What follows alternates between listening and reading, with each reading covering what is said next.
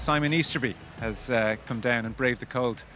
Who needs Andy Farrell anyway? You know? I think, yeah, maybe a lot of teams could do with someone like Andy Farrell. Tell us, we'll talk about the performance in a moment. The reality of in the box, making decisions in real time, being the head coach, managing half time. How did you find it? Yeah, it's a challenge. I'm lucky I've got some really good people in there with me. Some interesting language at times, but yeah, we found a way to. I thought we made the substitutions at a pretty good time, just at the end of the sort of the first 10 minutes of the second half.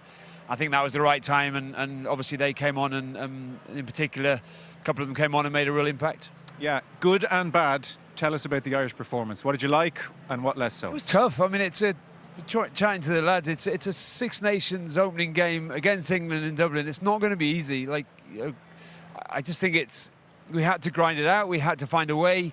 It was challenging in the contact. It was challenging in the air. We all those things we knew based on their selection. So as much as we felt we left a few things out there, our accuracy could have been better. The scoreline maybe now looking at it, 27-22, is disappointing that we conceded a couple of late tries, but we would have taken large chunks of that performance before the game and the result. Now, you're never going to have it perfect, so there's lots to work on. Simon, how concerned were you about England's aerial dominance in that first half? And what did you say at half-time? Because it completely changed in the second half. I guess we kicked a little bit loosely ourselves, Shaggy. We ended up probably kicking a bit long, and we didn't get into the contest as much as we would have liked on the other side. But there's no way of protecting that anymore. You've got ambush pressure on the 9. You've got and then it's just about a one-on-one, isn't it? And often the guy that's chasing is going up with one hand, so he's getting it a bit higher than the guy who's trying to receive it in the sort of so-called bread basket or above his head. So it's a challenge, and that's the game at the moment. All those little battles are really challenging, and that being one of them. Mate, you've got to be happy with the set plays. Your line-out was, we were just saying, I don't think you lost a line-out. Scrum was rock solid. Young Clarkson, we just spoke about, had a fantastic 20-minute cameo there at the end. And all your selections, so that's a way a coach really puts his stamp on the game. Your selections really stood up for you. Yeah, and you know what?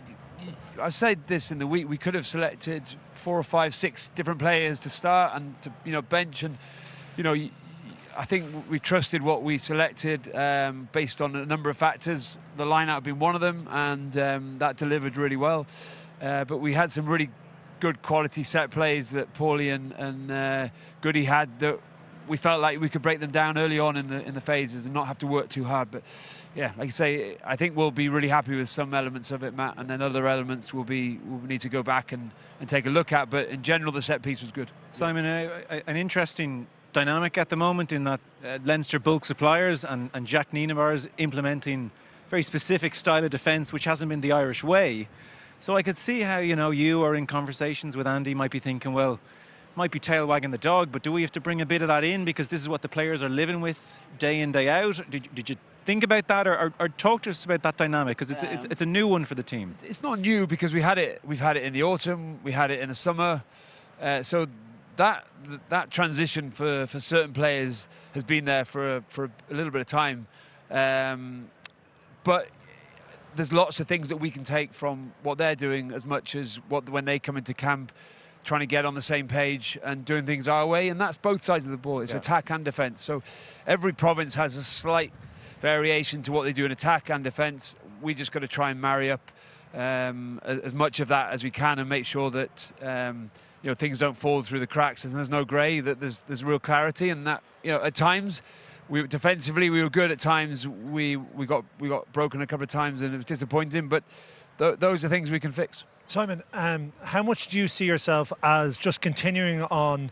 what you were doing with Andy previously when he was at the helm, or putting your own stamp on it and tweaking the way Ireland played to reflect how you want rugby to be played?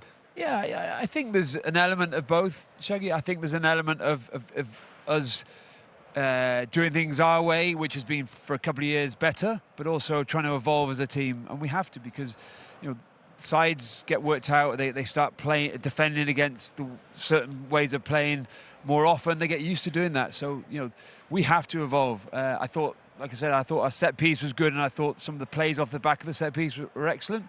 And I think we saw other elements of our game when it became a little bit more unstructured, where we felt like we played on top of them a bit more, didn't let the team, the defensive team, recover. And I think that's something that we want to try to keep growing.